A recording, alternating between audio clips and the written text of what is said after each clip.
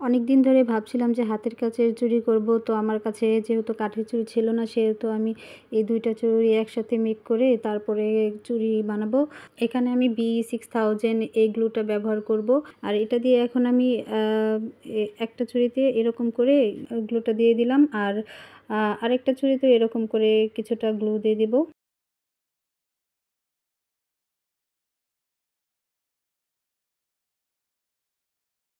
ওপরের দিক দিয়েও একটু গ্লু দিয়ে দিব, আর ভেতরের দিক দিয়েও একটু গ্লু দিয়ে দিব। এখন এটা কিছুক্ষণ রেখে দিলেই এটা জয়েন হয়ে যাবে ভালো মতো। এখন এই কালো একটা কাপড় দিয়ে লম্বা করে কেটে নিয়েছিলাম আমি, যেহেতু সেটা দিয়ে এখন এটাকে আমি একটু পেঁচিয়ে নিব।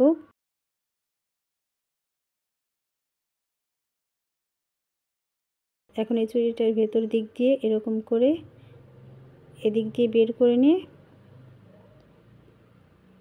এভাবে করে পেঁচিয়ে নিব।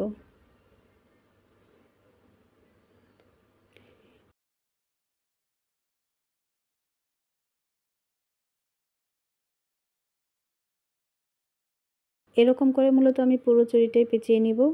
আর এভাবে করে খুব টাইট করে পেঁচিয়ে নিব।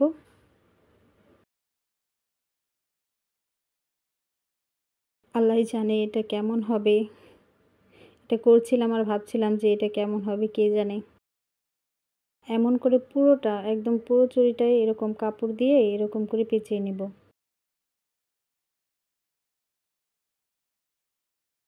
এই যে আমার প্রায় শেষের দিকে হয়ে গেছে পেঁচানো। আর এভাবে করে এই যে একটু কাপড়টা এরকম করে উল্টে একটু ভাঁজ দিয়ে দিব। ভাঁজ দিয়ে তার উপর একটু গ্লু দিয়ে এরকম করে ভেতর দিকে দিয়ে দিব। তো এই যে আমি এভাবে করে গ্লু দিয়ে ২ টা চুড়ি একসাথে পেঁচিয়ে মেক করে নিয়েছি। এখন আমি এই চুড়িটাতে একটু আর্ট করে নেব।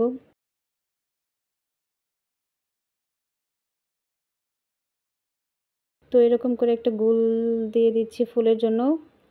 আর মাঝে একটা ডাল দিয়ে পাতা দিব, সেজন্য একটা ডাল দিয়ে দিচ্ছি।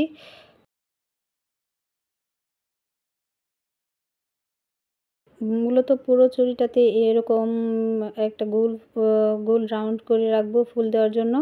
আর হচ্ছে গিয়ে একটা লম্বা দাগ দিয়ে রাখবো, এখানে ডাল দিব আর ২ টা করে পাতা দিব।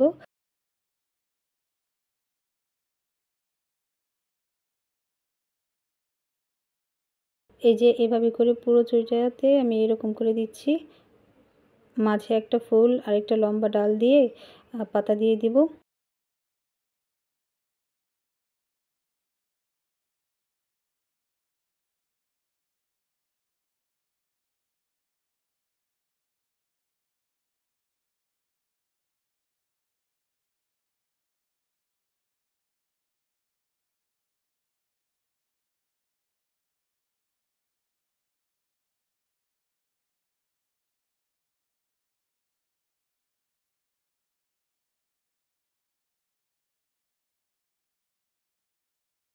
এভাবে করে পুরো চুড়িতেই আমি এরকম করে ফুল আর পাতা দিয়ে দিয়েছি। আর এটা কেমন হয়, কীরকম হয় সেটা দেখবেন অবশ্যই নেক্সট ভিডিওতে।